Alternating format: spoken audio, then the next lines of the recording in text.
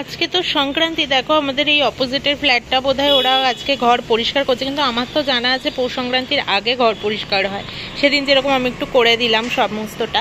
আর আজকে দেখো এখানে কি সুন্দর করে আমাদের ফ্ল্যাটে দিয়েছে হ্যাপি সংক্রান্তি বলে, লাড্ডুর ইসে দিয়েছে, হাড়ি দিয়েছে, পদ্ম দিয়েছে, ভীষণ সুন্দর করে দিয়েছে। আর অপোজিটের ফ্ল্যাটও ভালো দিয়েছে। আর ওই দিকে একটা ফ্ল্যাট দেখা যাচ্ছে, ওই যে এই তো জলের গাড়িটা ঢুকলো, ওই দেখো ভীষণ সুন্দর করে আজকে দিয়েছে সব ঘরের সামনে সামনে, ভীষণ ভাল লাগছে দেখতে। বাজে 11:15। মোটামুটি আমি কাজ এখানে রান্নাঘরে গুছিয়ে নিয়েছি। এখানে করবো হচ্ছে আজকে পালং শাকের চচ্চড়ি। এখানে মোটামুটি ঘরে বেগুন, আলু আর কুমড়ো ছিল, তাই দিয়ে দিয়েছি। আর কাঁচা লঙ্কা দিয়ে করবো, তাই ওপরে ফেলে রেখে দিয়েছি। শাক বেছে কেটে ধোয়াও আমার হয়ে গেছে। আর এখানে চালটা ভিজিয়ে রাখলাম, কারণ উনি আজকে বলেছেন সরু চালের ভাত খাবেন, তাই জন্য আজকে এটা ভিজিয়ে রাখলাম। আর ওর জন্য এখন ছাতুর শরবত নিয়ে ঘরে যাচ্ছি। ঘরে গিয়ে একটু বসবো, এত তাড়াতাড়ি রান্না করে তো লাভ নেই। Good morning, welcome back to our channel. আশা করবো তোমরা প্রত্যেকে ভালো আছো, আমরাও ভালো আছি। ভেঙা তো হলে একটু জোরে জোরেই ভেঙাবো, ওরকম আস্তে আস্তে বসে বসে মিনমিন করছে। যাই হোক, ওর দিকে ওই জন্য তাকাতে হলো এই আর কি। তো হ্যাঁ, আজকে সকালটা পুরো রোদ ঝলমলে উঠেছে আর কি, ভীষণ ভালো লাগছে। আর মা বাবাও বাড়িতে পৌঁছে গেছে, ট্রেন 1 ঘন্টা লেট ছিল। আর ওইদিকে মামনি পাপাও আজকে টেনশন করছিল একটু, পাপাকে বলেছিলাম আজকে ছুটি, খেয়াল নেই হয়তো বা, যেটা হয়ে থাকে। আর আমি নিজেই জানতাম না যে আজকে ছুটি আছে। ও আমাকে কবে বললে, শনিবার বললে না, আমাকে শনিবার বললে, তাও আবার কিসের জন্য, ও রূপম শুভ্রা যাদের বিয়েতে গেছিলাম, তো ওকে ফোন করেছিলাম শনিবার দিন রাত্রিবেলা, ওর সাথে কথা হচ্ছিল, তখন ও আমাকে বললো তো যে আমারও সোমবার ছুটি আছে, মার্টিন লুথার কিং এর জন্মদিন, তাই জন্য। আর কলকাতায় বললে তো ভাবছি পৌষ সংক্রান্তির জন্য ছুটি দিয়েছে। যাই হোক, হ্যাঁ, হ্যাপি সংক্রান্তি। তোমরা আজকে কে কে বাড়িতে পিঠে পুলি বানাচ্ছ? আমাদের বাড়িতে তো এরকম কিছু হবে না, আমি তো সেদিনকেই পিঠে বানিয়ে নিয়েছি, খাওয়া দাওয়াও হয়ে গেছে আমাদের। আমি আর জীবনে ওর জন্য পিঠে বানাবো না, হাতে গুনে 2টো পিঠে খেয়েছে। তো এই আর কি। আর এখন একটু বসে নিই, আপাতত তো রান্নাঘরে কাজ বাজ এগিয়ে এসেছি, 11:15 বাজে। তো দেখি আর একটু পরে যাবো রান্নাঘরে। আর হবে আজকে মাছটাও আমি সিনকে বার করে রেখে এসেছি। এখন বাজে পাকা 12টা, এটাতে 1 মিনিট মতো স্লো আছে। আর আমি এই সোফাটা যা জামা কাপড় ছড়িয়ে ছিটিয়ে ছিল গুছিয়ে দিয়েছি। আর এইটা যেটা পড়ে রয়েছে ওটা আমি পরবো স্নান দান করে। আর রান্নাও বসিয়ে দিয়েছি আমি। এখানে হচ্ছে আমার পালং শাক চচ্চড়িটা, এই যে। তো এটা হতে থাকুক। আমার ঘর ঝাঁতে হয়ে গেছে, ঘর মোছা হয়ে গেছে। আজকে প্রমি ঘর ঝাঁট দিয়ে দিয়েছে, নিজে থেকেই বললো, দেখলাম যে আমি ঘরটা ঝাঁট দিয়ে দিই, তুমি মুছে নাও। তাই বললাম যে ঠিক আছে, অসুবিধা নেই। আর ওর এই যে টিফিন নেয়, ব্যাগটা আজকে ধুয়ে দিয়েছে। তো এটা রোদে দিয়েছে, অনেকটাই শুকিয়ে গেছে, প্রায় একদম সকালেই ধুয়ে দিয়েছি আমি। তো আমি না বুঝতে পারছি না, এরা সবই তো দেখছি বাইরেই বার করে রেখেছে, বাড়ি চেঞ্জ করছে না গোছাচ্ছে, আমি ঠিক বুঝতে পারছি না। মানে সমস্ত এরকম ওলঢাল করেই ফেলে রেখে দিয়েছে, এই দেখো এখনো ওই যে। তো যাই হোক, আমি এইদিকে কাজগুলো তো করেই নিয়েছি মোটামুটি। এবার বসে বসে একটু রান্নাটা করব।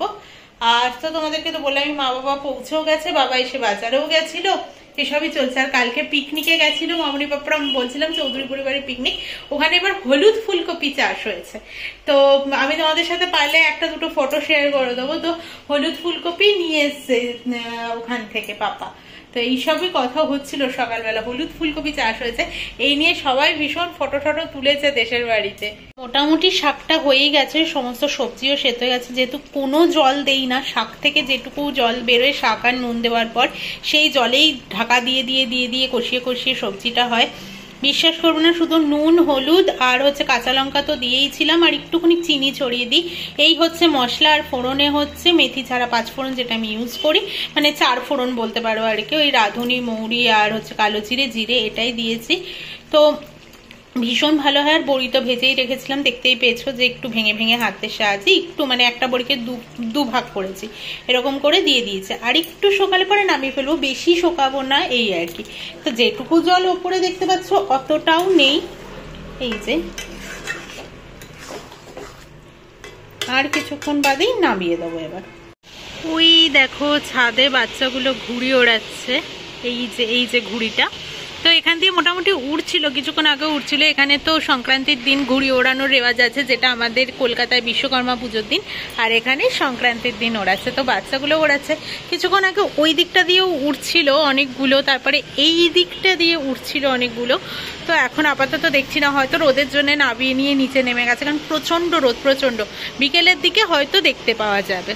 এই অল্প কটা কাচাকুচি ছিল আমার, আরও স্নানের জামা কাপড় আর টাওয়েলটা ছিল, তো একেবারে ছাদেই দিয়ে গেলাম, কারণ রেলিংটাতে এখন আর খুব একটা মেলা যায় না, আর প্রচন্ড হাওয়া দেয় তো, ক্লিপে থাকতে চায় না, উড়িয়ে নেয়, আর তারটাতে এত কিছু ধরবে না হার্ডলি। ওরার আমার জামা কাপড়গুলো একটু ধরো, টাওয়েল ফাওয়েল দিলে আর ধরবে না, তারপর গামছাটা থাকে এইসব আর কি। তো চলো, যা স্নান করে পুজো টুজো দিয়ে নিয়ে উপরে ছাদে মেলতে গেছিলাম। রান্নাবান্না তো হয়েই গেছে, আর ভাতটা বসিয়ে দিয়ে তারপরে গেছিলাম। বাজে 1:09, আর এখানে মোটামুটি আমার পুজো টুজো দেওয়া হয়ে গেছিলো, তো তোমাদেরকে বললামই। আর এখানে প্রচন্ড রোদ উঠেছে, প্রচন্ড, বাপরে বাপ। আর এখানে ফ্রিজের ওপরে পেয়ারাটা রেখেছি, মেখে দেবো, তাই ফ্রিজ থেকে সকাল থেকেই বার করা রয়েছে। আর নতুন কসবাইটটাও বার করে রেখেছি, পুরোনোটা যে কদিন চলছে আর কি। আর এখানে মাছটা ভাজা করে রাখাই রয়েছে, খাওয়ার সময় আর একটু গরম করে নেবো, তাই জন্য। এখানে তো ভাতটা বসিয়ে দিয়েই গেছি, তোমাদেরকে তো বললামই যে ভাতটা বসানো রয়েছে। আর চলো তোমাদেরকে দেখাই গোলাপটা কতদূর ফুটলো। দেখতে পাচ্ছ গোলাপটাকে? এই গোলাপটা ফুটে গেলে না আমি ডালটা ছেটে দেবো, কারণ অনেকটা লম্বা হয়ে গেছে। দেখো ব্যালকানির রেলিং ছাড়িয়েও ও এতটা উঠে গেছে। ওই দেখো বাচ্চাগুলো ঘুড়ি ওড়াচ্ছে, বলছিলাম না ওরা ওড়াচ্ছে, কিন্তু বেশিক্ষণ থাকতে পারছে না, না এতটা রোদ। আমি তো বাপরে বাপ, ছাদে জামা কাপড় মেলতে গিয়ে একদম তাতা পোড়া হয়ে এলাম। ওই দেখো ওড়াচ্ছে, এই যে দেখো। আবার ওই ছাদের থেকে ওরা কিন্তু ওড়াচ্ছিল যে নেমে গেছে, কারণ বেশিক্ষণ থাকা যাচ্ছে না। ওই হার্ডলি আধ ঘন্টা 45 মিনিট থাকতে পারছে, 1 ঘন্টা বড় জোর হলে আবার নেমে যাচ্ছে। ওদেরকেই দেখবো কিছুক্ষণ বাদে নেমে গেছে। ঘুড়ি ওড়াচ্ছিল যে, ওদের ঘুড়িটা আমাদের ছাদে কোনোভাবে কিছু একটা হয়েছে, ওখান থেকে ডেকে আমাদেরকে কানাডাতে কিছু একটা বলছিল, যেটা বুঝতে পারছিলাম না। তো প্রমি এখন আবার গেল ঘুড়ি ছাদে আছে কিনা দেখার জন্যে। তো দেখি এবার লজ্জা পেয়ে আবার চলে গেল কিনা, কে জানো। না আছে এখানে, আমাকে দেখেছে ক্যামেরাটা অন করতেই আর কি। প্রমি ছাদে গেছে, ওই জন্যই দেখো প্রমির সাথে কথা বলছে। কি ভাষায় বলছে তো আমি বুঝতে পারছি না, প্রমি বুঝতে পারছে কিনা আমি জানি না। প্রমি গেছে ছাদে, নামাচ্ছিলাম বলে যেতে পারিনি। দেখি তো এখনো প্রমি নেমে আসেনি, করছেটা কি। ভাত আর শাক তো দেওয়া হয়ে গেছে। এটা হচ্ছে মাছের তেলটা ভাজা, আর এটা হচ্ছে মাছ ভাজাটা। তো এই দুটো নিয়ে এবার আমিও খেতে বসে পড়বো। আমি এখন যাব একটু ওনারের ঘরে। এখন বাজে 6:45, 6:30 যাওয়ার কথা ছিল। আমি নিজেই সন্ধে টন্ধে দিলাম, একটু রেডি হলাম কুর্তিটা পরে। তারপরে ওখান থেকে এসে, ওনারের ঘর থেকে এসে যাবো একটু মাছ আনতে। আর আমি ও রেডি হয়েই আছে, জাস্ট আমি যাবো, প্রসাদটা নেবো, চলে আসবো। মাত্র এলাম, ঠিক বুঝলাম না পোঙ্গালের পুজোই হচ্ছে না কি হচ্ছে। সংক্রান্তির পুজো হলে বাচ্চাটাকে নিয়ে কি করবে? ওনারে যে বড় মেয়ের ঘরের নাতনি রয়েছে, তাকে নিয়ে বড় মেয়ে চেয়ারে বসা ছিল, আর এরকম একটা বাটি করে চকলেট বিস্কিট, মানে ওর সামনেও না বিস্কিট ফুল এসব সাজানো, আশীর্বাদ করতে হচ্ছে। আর এখানে আশীর্বাদের প্রসেস হচ্ছে চাল আর ফুল নিয়ে মাথায় ছড়িয়ে দাও। আর এইরকম একটা বক্সের মধ্যে আরো অনেক কিছু দিয়েছে, বোধহয় ঠিক বুঝলাম না কি কি দিয়েছে। এটার মধ্যে একটু কুমড়ো দেখতে পাচ্ছি, একটু আখ, পান, সুপারি, কি নিয়ম ঠিক জানি না। ফুলও আছে একটা করে, আর একটা করে গোটা নারকেল দিয়েছে। ঠিক এই ব্যাপারগুলো তো আমি বোধগম্য নই, তাই জন্য আমি তোমাদেরও বোঝাতে পারছি না যে কি হচ্ছে। গেছিলাম, যাই হোক। শুধু যখন বলে তখন আমিই যাই, কারণ প্রমির এইগুলোতে মেয়েরাই বিশেষত যায়, ছেলেরা খুব একটা যায় না। স্পেসিফিক্যালি মেনশন করে বাড়ির বউকে। হ্যাঁ, মেনশন করেই দেয় যে বাড়ির বউরা আর কি, মানে পুজোতে বাড়ির বউরাই যায়। আমাদের ফ্ল্যাট থেকে সবাই বউরাই যায় আর কি।